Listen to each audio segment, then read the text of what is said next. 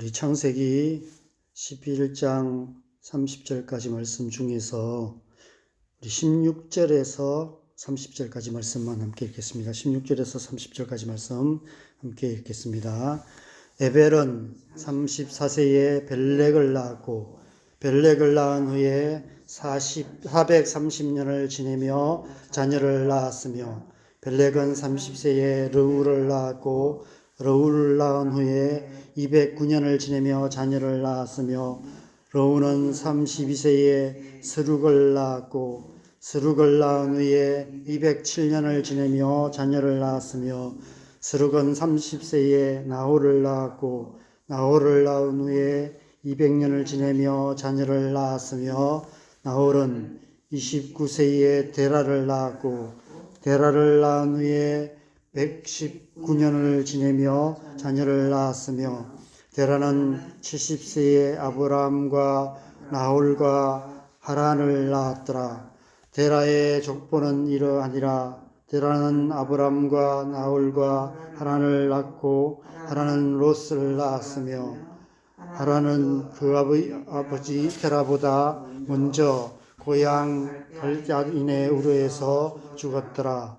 아브람과 나홀이 장가 들었으니 아브람의 아내의 이름은 사레며 나홀의 아내의 이름은 밀가니 하란의 딸이요 하란은 밀가의 아버지며 또 이스가의 아버지더라.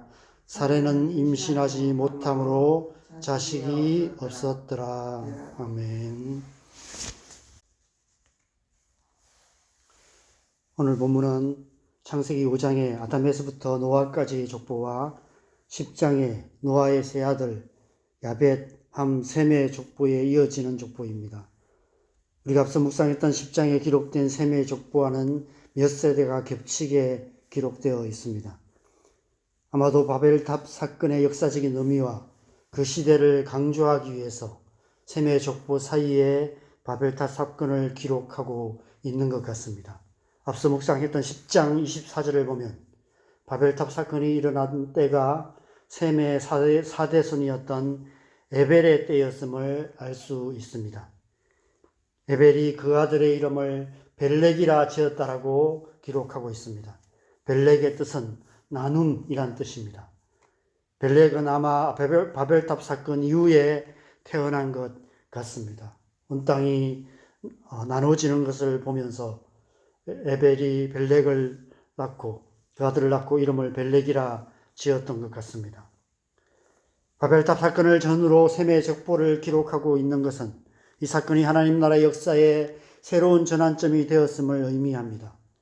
바벨탑 사건은 댐을 쌓아서 하나님 나라의 역사의 강물을 막으려 했던 이 땅의 권세 잡은 자 마귀의 괴계였음이 분명합니다. 하나님께서 온 땅의 언어를 혼잡케 하셔서 그들을 온 지면에 흩으심으로 마귀의 괴계를 파하시고 그럼에도 불구하고 하나님 나라의 역사의 강물은 멈추지 않고 계속해서 흘러가고 있음을 이 셈의 족보 이야기를 통해서 보여주고 계시는 것입니다. 하나님 나라는 온 인류가 하나 되어서 우리나라 좋은 나라를 만드는 것이 아닙니다. 불신앙과 교만으로 가득한 자들이 강력한 권세를 사용하여 두려움으로 사람들을 통제하여 바벨탑 같은 조직과 사회 구조를 만드는 것으로 하나님 나라가 이루어질 수 없다는 것입니다. 그것은 이 땅의 권세 잡은 자 마귀의 괴계일 뿐입니다. 하나님의 나라는 하나님께서 이루어 가시는 나라입니다. 누구를 통해서 하나님 나라를 이루어 가실까요? 그래서 오늘 본문에서 셈에서 아브람까지 이르는 족보를 기록하고 있는 것입니다. 이미 말씀드린 바와 같이 이 족보는 나중에 마태복음의 예수님의 족보로 이어지게 됩니다. 그것은 곧 하나님 나라의 역사의 강물이 이미 이때부터 예수 그리스도를 향하여 흘러가고 있었음을 의미합니다. 그런데 오늘 이 족보의 마지막 30절을 보면 아브람의 아내였던 사라에 대해서 이렇게 말씀합니다. 사라는 임신하지 못함으로 자식이 없었더라. 여호수아 24장 2절 말씀에 보면 여호수아가 모든 백성에게 이르되 이스라엘 하나님 여호와께서 이같이 말씀하시기를 옛적에 너희 조상들 곧 아브라함의 아버지 나홀의 아버지 데라가 강 저쪽에 거주하여 다른 신들을 섬겼으나 라고 말씀하고 있습니다. 아브라함의 아버지였던 데라가 갈대아 우르에서 하나님을 잘 믿는 사람이 아니었다는 것입니다. 도리어 다른 신을 섬기는 사람이었다고 말씀하고 있습니다. 당연히 아브라함 역시 그 아버지와 함께 다른 신을 섬겼던 사람이었을 것입니다. 게다가 그의 아내 사레는 나이가 많았지만 임신하지 못함으로 자식이 없었던 사람이었습니다. 어떤 의미일까요?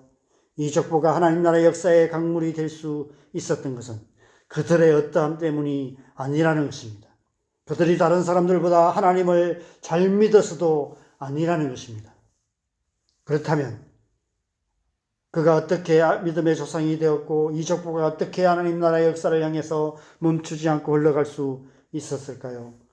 하나님께서 그들을 택하시고 부르셔서 그들을 통해 하나님 나라의 역사를 이루어 가셨기 때문입니다.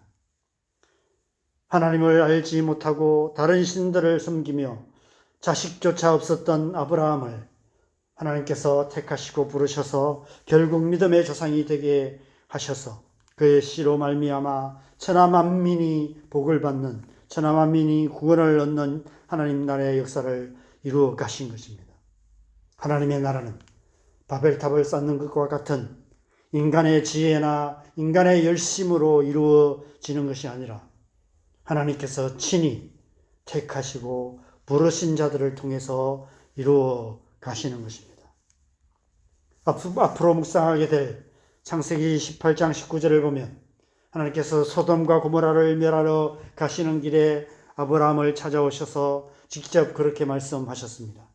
내가 그로 그 자식과 권속에게 명하여 여호와의 도를 지켜 의와 공도를 행하게 하려고 그를 택하였나니 이는 나 여호와가 아브라함에 대하여 말한 일을 이루려 함이니라. 아브라함이 믿음의 조상이 된 것은 그의 어떠함 때문이 아니라 하나님께서 그를 택하시고 부르셨기 때문이라는 사실을 그에게 직접 말씀하신 것입니다. 이스라엘 백성들도 마찬가지입니다. 신명기 7장 6절에서 7절에서 모세가 이스라엘 백성들을 향해서 이렇게 말씀합니다. 너는 여호와 내 하나님의 승민이라. 내 하나님 여호와께서 지상 만민 중에서 너를 자기 기업의 백성으로 택하셨나니 여호와께서 너희를 기뻐하시고 너희를 택하심은 너희가 다른 민족보다 수요가 많기 때문이 아니니라. 너희는 오히려 모든 민족 중에 가장 적으니라. 시편 78편 70절 72절에서는 하나님께서 다윗을 택하신 것에 대해서도 이렇게 말씀하십니다. 또 그의 종 다윗을 택하시되 양의 우리에서 취하시며 전양을 지키는 중에서 그들을 이끌어내사 그의 백성인 야곱 그의 소유인 이스라엘을 기르게 하셨다니. 예수님께서 다윗의 자손으로 오신 것은 하나님께서 다윗을 택하시고 부르셨기 때문입니다. 예수님의 제자들도 마찬가지입니다. 누가복음 6장 13절에서 예수님께서 그 제자들을 부르사 그 중에서 12를 택하여 사도라 칭하시니라 말씀하고 있습니다.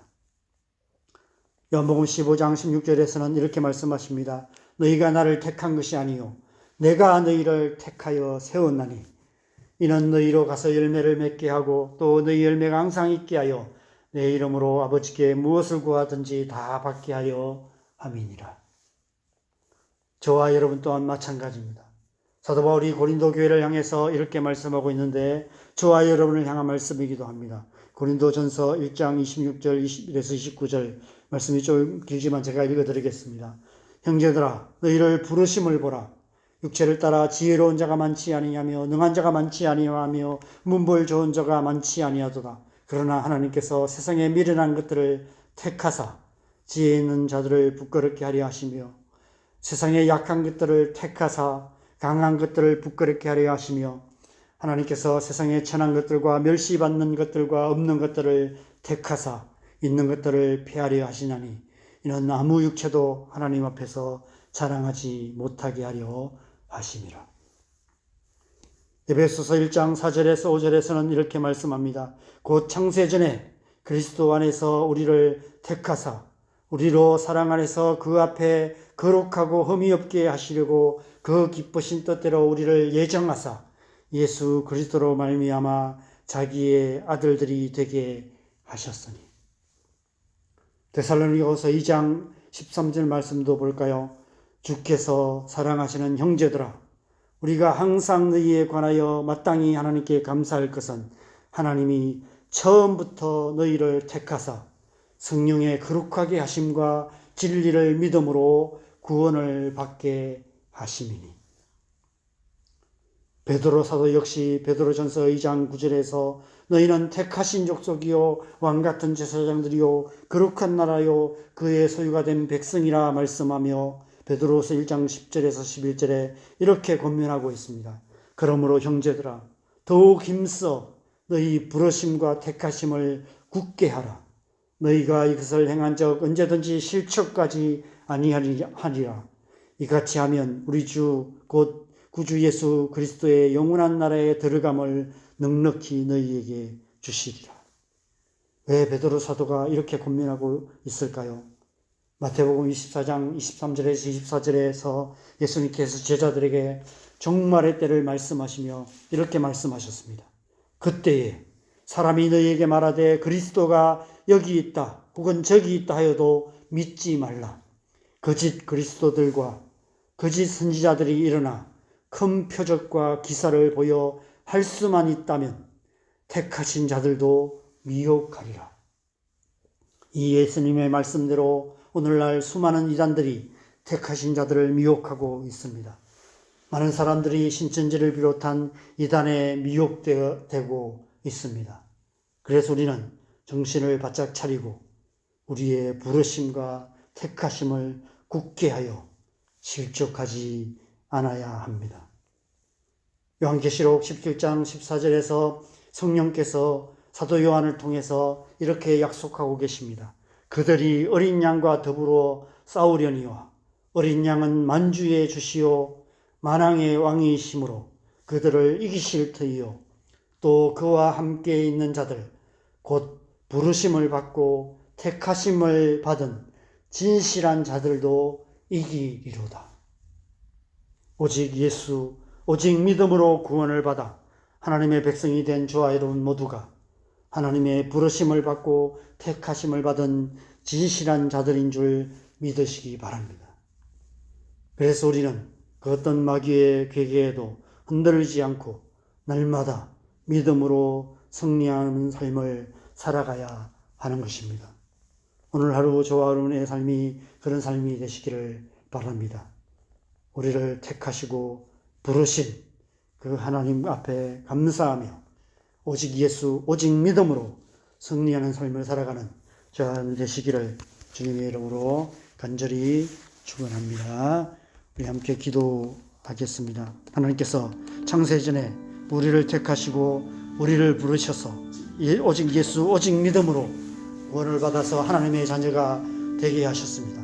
우리가 이 땅을 살아가는 동안 이 믿음으로 우리를 부르시고 우리를 택하신 이 부르심과 택하심을 굳게 하며 그 어떤 유혹에도 흔들리지 않고 실족하지 않고 끝까지 믿음의 삶을 살아가야 하는 줄 믿습니다.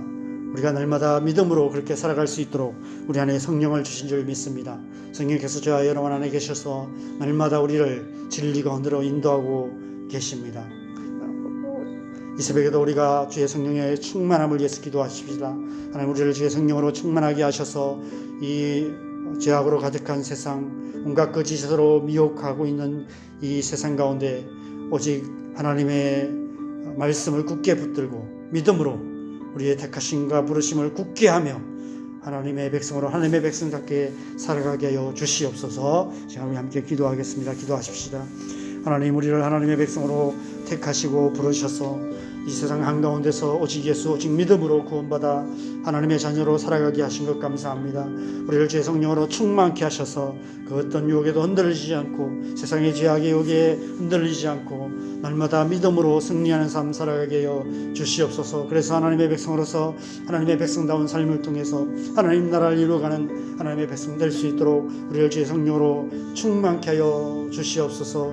죄악으로 가득한 세상, 온갖 거짓된 이단들 이 판을 치는 이 세상 가운데서도 오직 믿음, 오직 예수, 오직 믿음으로 구원받은 하나님의 백성으로서 이 믿음 굳게 지키며 날마다 하나님의 백성으로 하나님의 백성다운 삶을 통해서 우리의 가정과 우리가 사는 이 땅 가운데 하나님 나라를 이루어가는 승리하는 백성 되게 하여 주시옵소서. 오늘날도 우리를 주의 성령으로 충만케 하셔서 우리 삶의 현장 가운데서 하나님 나라를 살아가는 하나님의 백성 되게 하여 주시옵소서.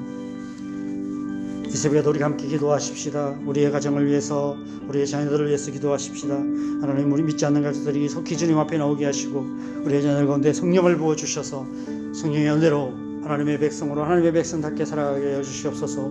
교회를 성령 충만하게 하셔서 교회가 이 마지막 시대에 성령 충만한 교회로 하나님 나라 이루어가는 사명 잘 감당할 수 있도록 역사하여 주시옵소서. 이 나라의 민족을 붙들어 주시고 남과 북이 하나 되어서 열방을 축복하는 통일왕국이 이루어지게 하여 주시옵소서. 온 땅과 열방에 선교하시는 수많은 선교사님들 위해서도 함께 기도하시고 자유롭게 기도하시다가 들어가시면 되겠습니다.